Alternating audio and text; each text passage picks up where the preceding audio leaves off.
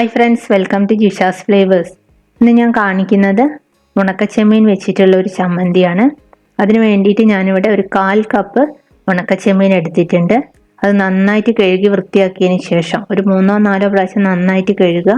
അതിനുശേഷം നമുക്കിതൊന്ന് റോസ്റ്റ് ചെയ്തെടുക്കണം. അതിന് വേണ്ടിയിട്ട് സ്റ്റൗ കത്തിച്ച ശേഷം ഒരു പാൻ വെച്ച് കൊടുക്കുക. അതിലേക്ക് നമ്മൾ കഴുകി വൃത്തിയാക്കി വെച്ച ചെമ്മീൻ ഇട്ട് കൊടുക്കുക. മീഡിയം ഫ്ലെയിമിലിട്ട് വേണം റോസ്റ്റ് ചെയ്തെടുക്കാൻ. ഒരു 5 മിനിറ്റ് നേരം നമുക്ക് ചെമ്മീൻ നന്നായിട്ട് ഇളക്കിയതിന് ശേഷം റോസ്റ്റ് ചെയ്തെടുക്കാം. ചെമ്മീൻ നന്നായിട്ട് റോസ്റ്റ് ആയിട്ടുണ്ട്. ഇനി നമുക്കിത് മാറ്റി വയ്ക്കാം. ഇതേ പാനിൽ തന്നെ ഒരു 4 വറ്റൽമുളക് ഇട്ട് കൊടുക്കാം. വറ്റൽമുളക് ഒന്ന് റോസ്റ്റ് ചെയ്തെടുക്കണം. 2 മിനിറ്റ് നേരം റോസ്റ്റ് ചെയ്തെടുത്താൽ മതി. ഇനി നമുക്ക് സ്റ്റൗ ഓഫ് ചെയ്യാം.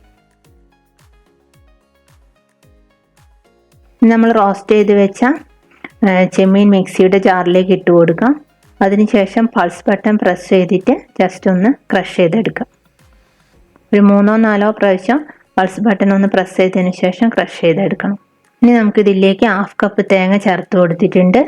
ആവശ്യത്തിനുള്ള ഉപ്പ്, കുറച്ച് കറിവേപ്പില, 3-4 ചെറിയുള്ളി, ഒരു വെളുത്തുള്ളി, ഇതിലേക്ക് ഒരു കുറച്ച് വാളംപുളി ചേർത്ത് കൊടുക്കുന്നുണ്ട്.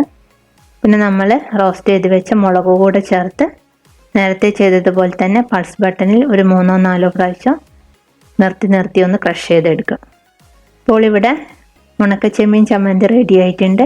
എല്ലാവരും ഉണക്കച്ചെമ്മീൻ കിട്ടുമ്പോൾ അതേ രീതിയിലൊന്ന് ഉണ്ടാക്കി നോക്കാം. ഇത് ചൂട് ചോറിൻ്റെ കൂടെ കഴിക്കാനൊക്കെ നല്ല ടേസ്റ്റാണ്. മറ്റൊരു നല്ല റെസിപ്പിയുമായി അടുത്ത വീഡിയോയിൽ കാണാം. Thank you.